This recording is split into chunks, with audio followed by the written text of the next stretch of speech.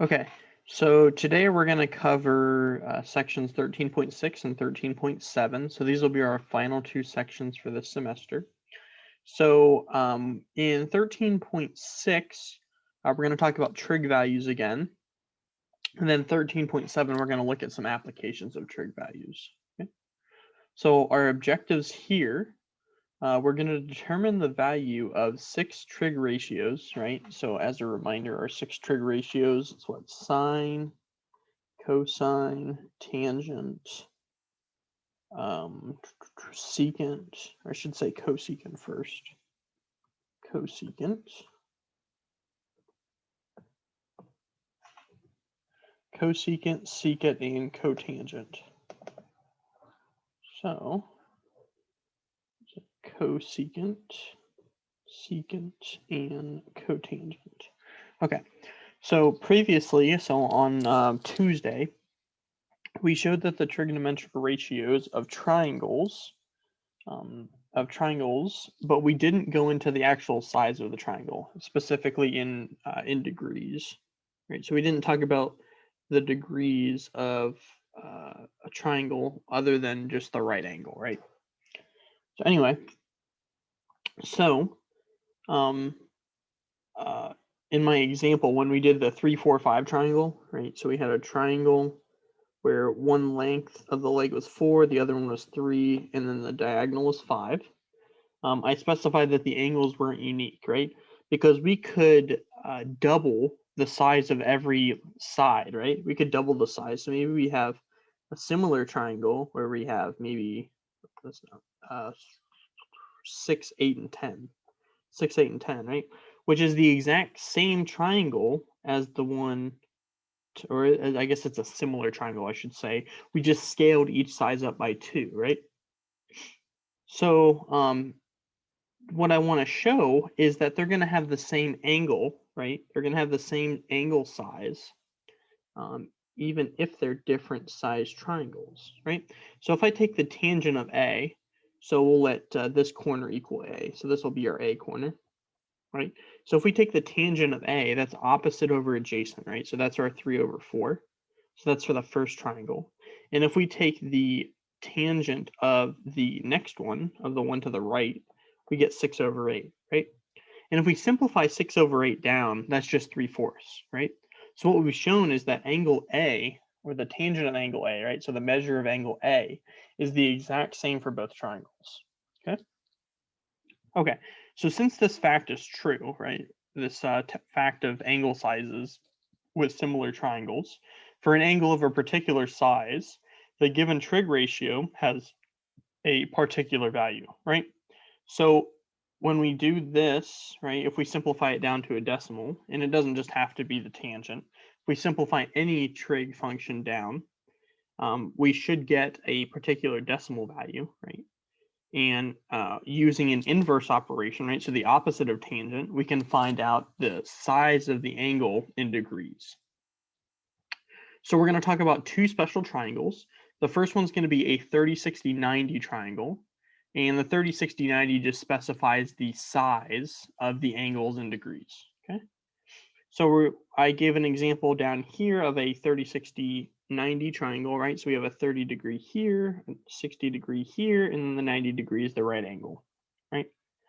So I've shown you this right triangle, right? And I want to prove that it's a valid triangle by applying the Pythagorean theorem, right? So remember, the Pythagorean theorem is a squared plus b squared equals c squared. And this only holds for right triangles. So as long as my 2 legs squared plus my my hypotenuse squared is true, then I have a right angle. So this is just proving that I have a right angle here, or a right triangle rather. So my A is going to be 1. So maybe I'll label this. So we have A, B, C, right? This will be my lowercase c, lowercase a, lowercase b, right?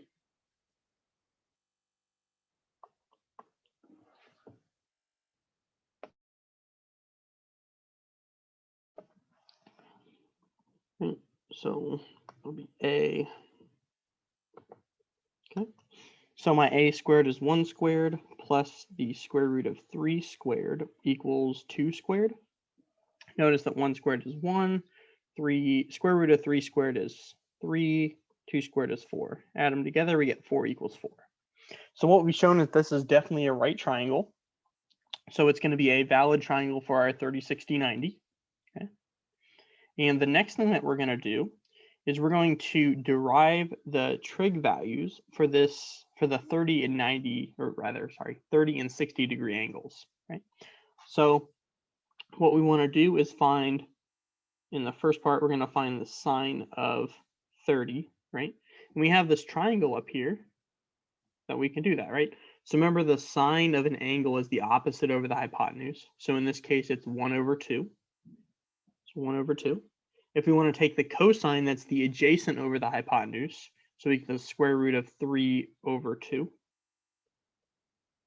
For the tangent, that is the opposite over adjacent, right? So the opposite of 30 degrees is 1, and the adjacent is the square root of 3, right? One thing I want to notice with this one, we have 1 over the square root of 3. That's the same thing as the square root of 3 over 3, right? And the reason that's true is we can just multiply this by the square root of 3 over the square root of 3, right? So notice we get a 3 on the bottom, and we get a square root of 3 on top. But I'm just going to leave it as 1 over the square root of 3 for now. The cotangent is 1 over the tangent, right? So 1 over the tangent. So that would be the square root of 3, right? We just flip the tangent. Same thing for secant. So secant is 1 over the cosine of the angle, right? So that's going to be 2 over the square root of 3. And the cosecant is going to be the 1 over sine, right? So 1 over 1/2 is 2. Okay, so we can do the same thing for the 60 degree angle, right? So we can do the same thing for the 60 degree angle. So the sine of B, or the sine of 60 degrees, is the opposite over the hypotenuse. So that's the square root of 3 over 2. The cosine is going to be the adjacent over the hypotenuse, which is 1/2. The tangent is going to be the opposite over the adjacent. So that's the square root of 3 over 1, or just the square root of 3. The cotangent is going to be 1 over square root of 3. The secant should be, let's see, the secant is the 1 over cosine, right? So that should be 2. And then the cosecant is 1 over sine, which should be 2 over the square root of 3. Right? So we're just finding out what 1 over sine is. And remember the mnemonic device, we have so, ka, toa. Right? So that sine is opposite over hypotenuse, cosine is adjacent over hypotenuse, and tangent is the opposite over adjacent, right? Okay, so on the next page, we're going to do the same thing, but with a 45-45 triangle, right? So if I want to do the 45 over 45 triangle,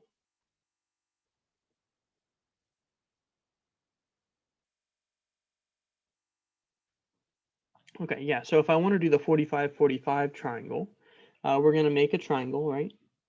We're going to create a triangle here. It has a right angle, right? That's our 90, the other two are 45s. The other two are 45, right? I'll label this one A, this one will be B, this is C. Remember, I have the legs of 1 here. So I have the legs of 1, right? And then we need to know what the diagonal, or the hypotenuse of this triangle is, right?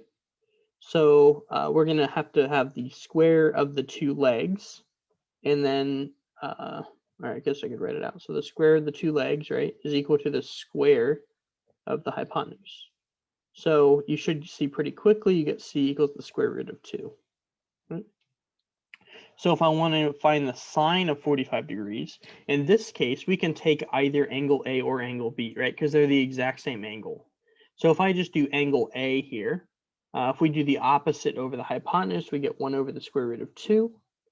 The cosine is going to be 1 over the square root of 2. The tangent is going to be the opposite over adjacent. So 1 over 1, or just 1. The cotangent is 1. the secant should be the square root of 2. And then finally, the cosecant is the square root of 2. Okay. So that was pretty easy, right? So we have the 45, 45, 90 triangle, and we have the 30, 60, 90 triangle at our disposal now. But we have a problem, right? So what happens if we don't have a triangle with those exact same, or with those exact measurements, right? Or some way to get those exact measurements? Well, that's why we have calculators, right? So we have these 3 calculator buttons, the sine, the tangent, and the cosine buttons on the calculator.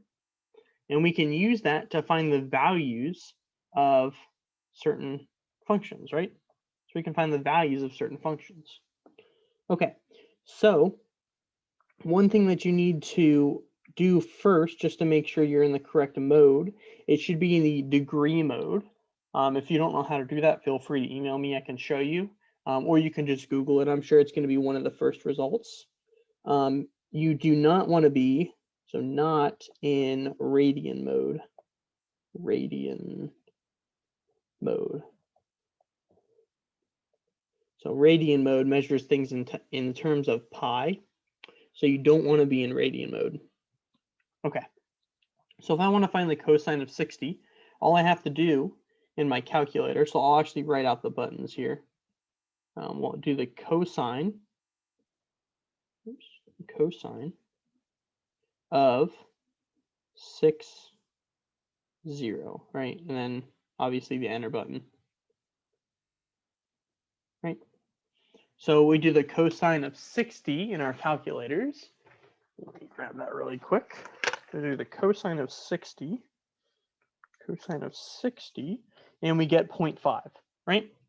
And 0.5, hopefully you should expect that, right? That it exactly matches up our result over here. Cosine of 60 degrees is 1/2, right? So it matches exactly what we found in decimal form, right? So we know that our calculator is working as a check if you do that one, right? So the next one says, find the value of sine of 22, right? So we click the sine button, sine, 2, enter, right? So this is exactly what you'd be putting in your calculator. We do the sine of 22. And the answer should be, after a little bit of rounding, you should get 0.3746. Okay, so we've done that with a few of those. This one says find the angle of A if the cosine of A is equal to 0.65. So this one's a little bit different. I can show a little bit of work for this one, right? So we have the cosine of A is equal to 0.65. So what we need to do here is we need to find the inverse of cosine, right? So the inverse of cosine is the inverse of cosine is cosine to the negative first power, right? So that's just what we call the inverse of cosine. So if I apply that function to both sides, the inverse cosine to both sides, maybe I'll rewrite this side. If I apply the inverse cosine to both sides, right? The inverse cosine and the cosine will cancel, so I just get an A on this side. And then if I want to find the inverse cosine, I can write that out. So I know on the TI-84 that I'm using, you have to press the second button. You have to press the second button. You press the cosine button, and then you press 0.65, right? 0.65. And the reason I press that second button is you should see in blue letters, at least it's blue on mine, it'll say cosine to the negative first power right above the button, right above the cosine button. So that's what happens when you press that second button, is you get that access to that inverse, okay? So if I do that in my calculator, so we take the inverse cosine of 0.65, we get 49.46, 49.46. So that's the size of our angle, right? So if we have a triangle, right, maybe say this is A down here, the size of this angle in degrees is 49.46. So that's the size of our angle in degrees. Okay. So let's try a different example. So this one says, verify that the sine of A, so the sine of A is equal to the cosine of B, right? In the following right triangle. And then it says, find the angle of B if angle A is 40 degrees, okay? So what I'm going to do here is I need to find out what the ratio is for the sine of A. Okay, so sine of A is opposite over hypotenuse, right? So it's equal to A over C. Okay, and now let's find the cosine of B. So the cosine of B is our adjacent side divided by our hypotenuse, right? So we get A over C. Well, notice that these are the exact same things, right? They're the exact same values, A over C and A over C. Since they're the exact same value, we can say that the sine of A is equal to the cosine of B. Okay, so if I know if I want to find the angle of B, and we know that the angle A is 40 degrees, well, we can say that the sine of A is equal to, rather, sorry, the sine of B, I can't talk, the sine of 40 is equal to angle A, right? So I can say, well, this is equal to the angle of A, right? So if I want to find the sine of 40, maybe I should erase that. So maybe if I want to do the sine of 40, I'm going to do that in my calculator. So if I do the sine of 40, I get about 0.642, right? But I also know that that is equal to the cosine of B, right? I know that's equal to the cosine of B. Since it's equal to the cosine of B, what I can do is I can rewrite this. Oops, I'm going to rewrite this up here. But I know that I can take the inverse of cosine, right? So if I can take the inverse of cosine on both sides, so maybe I'll write it up here. I can say cosine of B is equal to 0.642. I can take the inverse cosine on both sides. So notice that the left side cancels. I get the inverse cosine of 0.642. So if I do the inverse cosine of 0.642, I get about 50.06.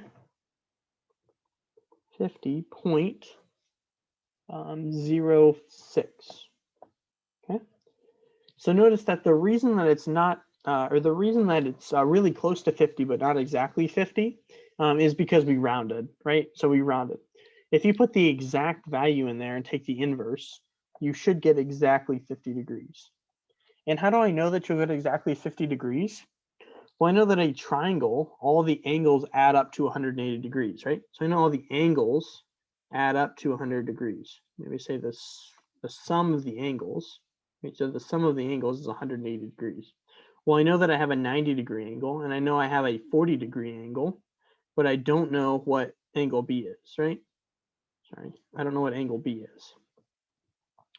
And obviously you can solve for that really easily and find that B is equal to 50, right? So we kind of found two ways to verify our results. We can use the trig function, or we can just use the fact that triangles add up to 180 degrees. Okay, well, either way. Okay, so now what we want to do is find the trig ratios of the above triangle, right? So I'm gonna redraw this triangle down here. So I have this triangle, right? We have A down here, B, C. That's a right angle. We're gonna say we don't know what the angles are anymore, right? We know this is side A, this is side B, and this is side C. Okay? So if I want to find we'll just go with A. We'll say we want to find sine of A. Well, that's equal to opposite over hypotenuse, right? So A over C, just like what we found before.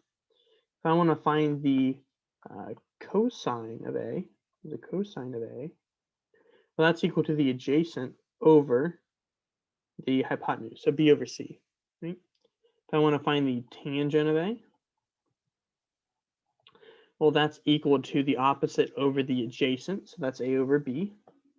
If I want to find the cosecant of a, well, we just reverse, or we take the reciprocal of sine of a, right? So it's c over a. If we want to take the secant of a, that's the reciprocal of cosine of a, which is c over b.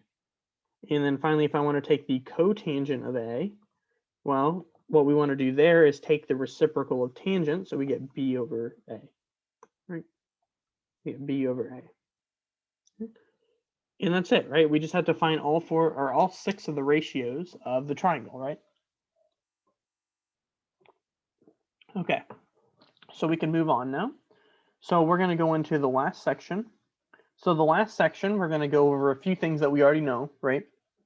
So if two angles are known, we can find the third angle by the property that the sum of three angles is 180 degrees, right, in a triangle. So we know that if we have two of them, we can find the angle size of the third, right? If two sides are known, we can find the third side by the Pythagorean theorem, right? That's pretty easy. We still know that. If only one side and one acute angle are known, we can find another side by using the trig ratio, right?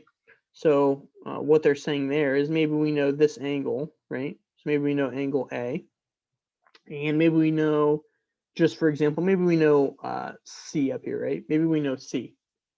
Well, if we want to find, let's say, this side, right? If we want to find that side, well, we can say that the, let's see, that the sine of A is equal to x over c, right? So since we know that that's the ratio for sine, and we know the angle of A and C, we can isolate x, right? So we can say c times the sine of A is equal to x, right? And we know what the sine of A is, right? Because we'll know the size of the angle, we'll know the degrees, and then we also know what c is, right? So we can find out what the length of the other side is, right? And then after we find that, we can keep going. We can find the length of the other side, the third side, since we already know the other two, right? And so on down. Okay. And then finally, 4 says, if neither of the acute angles are known, but two sides are known, both acute angles can be found using the trig ratios. Right, so here, what this is saying is maybe we know two sides. So let's say we know C and A, right? This is angle A, and we don't know what the angles are yet. Well, we can say that the sine of angle A, right, is equal to A over C, right? And then we can do the inverse of sine to solve for the angle A, right? So as long as we have some combination, or at least one of those, we can kind of start solving for triangles, right? We can use those methods to solve for our triangles. Okay. So if I want to solve for this triangle here, the first thing I notice is that I only know one angle and one side, right? So this would be number 3, right? I only know one angle and one side. So since I know one angle and one side, I need to set up some sort of trig ratio to solve for either side A or side B, right? And I think the easiest thing, or maybe even we could do both at the same time, right? So let's just do both at the same time. So I know the hypotenuse of it, right? I know the hypotenuse, but I don't know the opposite and I don't know the adjacent. So we're going to say, well, the sine of 35 degrees, right? So the sine of 35 degrees is equal to the opposite, so b over the hypotenuse, 16, right? And then we can also say that the cosine of 35 degrees, right, is going to be equal to the adjacent side divided by the hypotenuse, which is 16, right? So notice here that we can multiply by 16 on both sides. So we get b is equal to 16 times the sine of 35. And we can say that 16 times the cosine of 35 is equal to a. Right? So we can do a little bit of solving in our calculator here. The sine of 35 is about 5.57 multiplied by 16. and we get about 9.2. So B is 9.2, right? And then A, we get 16 times the cosine of 35. So that's about 13.1. So A is about 13.1. Right? And notice that that makes sense because this angle up here, and we can, I guess let's solve for the angle up in the top. So that'll be my last working rate. So we know that we have 35 plus 90 plus what? Right, so this is B, that's A. So that's the angle A, right? So plus A is going to be equal to 180 degrees, right? So we can subtract 125 on both sides. If I subtract 125 on both sides, we get 55, right? Yeah, so we get 55. So we get 55 degrees up here, 55 degrees up there. And side A is 13.1, side B is 9.2, right? And that's what we mean by solving the triangle, right? So we found each one of the angles and each one of the sides. Now notice that this, if we want to kind of like have a gut check of this just to make sure it's correct, notice that the biggest angle is across from the biggest side, right? The second biggest angle is across from the second biggest side, and the third angle is across from the third biggest side, right, or the smallest side. So that makes sense there. Okay, let's do that one more time with this one. So I think that the first thing that we can do, or we actually have a bunch of different options, right, that we can do. I think I'm going to solve for C first. So let's use the Pythagorean theorem, right? Because it's the right triangle. Let's use the Pythagorean theorem to solve for C. So we have 5 squared plus 8 squared equals C squared. We get what? 25 plus 64.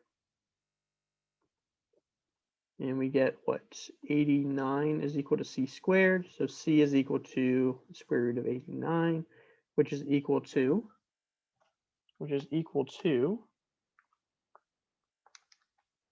about 9.43. So about 9.43. Okay, so one thing that we have to remember is that since we are solving for C and we're rounding, if we use C in our trig ratios, we may not get an exact answer. So I want to find angle A and angle B using the information that we know or that we're given, so we get these exact answers. Okay, so for angle A, I want to find a trig function that deals with 8 and that also deals with 5. Okay, so it deals with 8 and also deals with 5. One thing that will work is going to be the tangent, right? Because the tangent is the opposite over the adjacent. So I can find that the tangent of A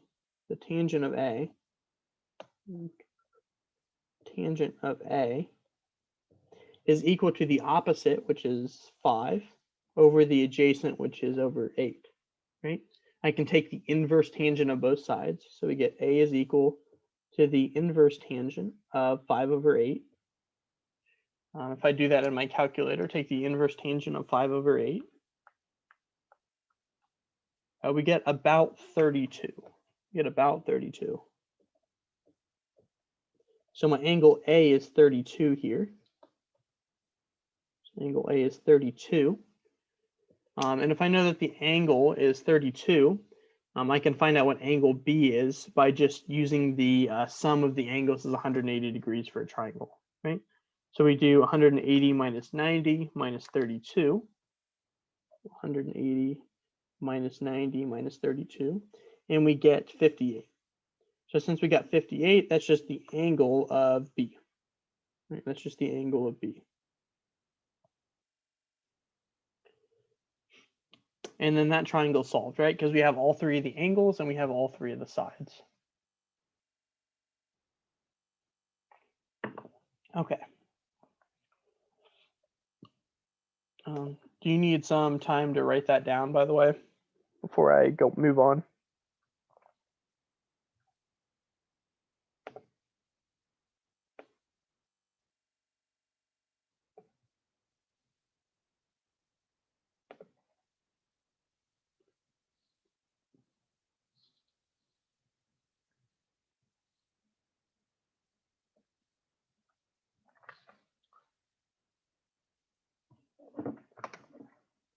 Okay. All right. I will keep moving on then. Keep moving on. Okay. So the next part here. The next part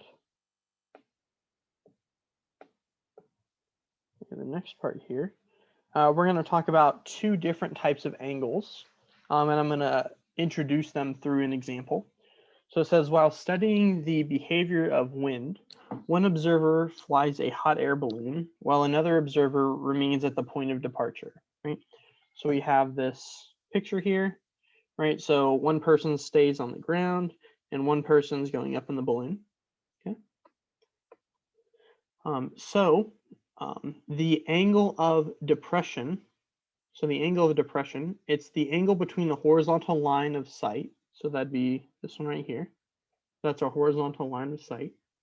And the downward angle with respect to the balloon observer, right? So our angle of depression is right in there, okay? And then it says that it's measured by the pilot to be 71.2 degrees as the balloon flies into clouds over 8,000 feet above the ground, right? So it says find the horizontal distance between the ground observer and the point directly below the balloon when it entered the clouds, okay? So if I look at this, it already gives us our answer, right? But the question is, how do they find that, right? I'm sorry, it says the horizontal distance, right? So we're trying to find what x is down here, right? So we don't know what the horizontal distance is, but we do know the vertical distance, and we also know the angle of depression, right? Which is a vertical angle with the angle of elevation, right? The angle of elevation. And since they're the same, we have a trig ratio that we can use to find out what this horizontal distance x is, right? So the question is, what trig ratio are we going to use, right? So we have sine, cosine, and tangent, right? So those are our three trig ratios. And notice that for sine and cosine, we need to know, it's opposite over hypotenuse, that's adjacent over hypotenuse, right? We need to know what the hypotenuse is for both of those, right? Well, we don't know the hypotenuse of this, right? We don't know what that distance is. So the only ratio that we can use, or even possibly use, is going to be tangent, right? So if I want the tangent of 71.2 degrees, well, I know that's equal to the opposite, right? So that's 8,400, right? Over the adjacent, which in this case is x, Okay, since I know what that is, and I only have one variable that I'm trying to solve for, I can use that to solve for x, right? To find out what that horizontal distance is. So notice that we can multiply by x on both sides and then divide by the tangent of 71.2 on both sides. So if I do that, we get 8,400 divided by the tangent of 71.2, right? And then we're going to get some value, right? And our value here is approximately 2,900 feet. So that's our horizontal distance. And maybe one good exercise off this to find out maybe what's the distance from the ground observer to the balloon. How can I find that? Well, you can do a few things. You can use your newfound value for your horizontal distance, right? Or you can also use the Pythagorean theorem, right, to find the length of that. So that's another idea. Or the last thing that you could do is use your cosine or sine right now, right? Because this is the hypotenuse, and you know that the opposite is, right? So you could use your sine or cosine if you used your new value that you found. Okay, so let's go through some more examples here. Oops. Let's go through some more examples here. So this example says, a surveyor wants to determine the height of a vertical cliff without actually climbing it. So starting to draw a picture. We have a vertical cliff, right? She walks away 263 feet away from the bottom of the cliff, right? So this is the bottom of the cliff. She walks 263 feet away, okay? And then she measures the angle between the ground and the top of the cliff, right? You have this angle here. And we know that this angle is 52 degrees. We know that the angle is 52 degrees. So if that's the angle, the question is, how high is this cliff? So notice that the cliff height is from here all the way down to here, right? So we're trying to find the height. Notice that this is a right triangle, right? So we can use our trig values. So the question is, what trig value should we use here? Well, notice that we don't know what the hypotenuse is, right? We don't know what the hypotenuse is. So we know that cosine and sine are going to be out, right? Because we can't use that. We're going to have two unknowns. So the only one left is going to be tangent. So if I want to take the tangent of 52 degrees, well, I know that's equal to our opposite over our adjacent, over 263, right? So notice that I can solve for h here, right? So we multiply by 263 on both sides. If I do that, we get h is 263 multiplied by the tangent of 52. So if I take the tangent of 52, multiply that by 263, we get h is equal to about 336.62. Right, and notice that this kind of is a good gut check again, right? We have the tangent of 52 is greater than 1. Since it's greater than 1, the height of this should be greater than the length that she went out. So it should be greater than 263, right? And we get an answer of 336.62, right? Which is definitely greater than 263. Okay. All right, so that's all I have for today. Does anybody have any questions or anything?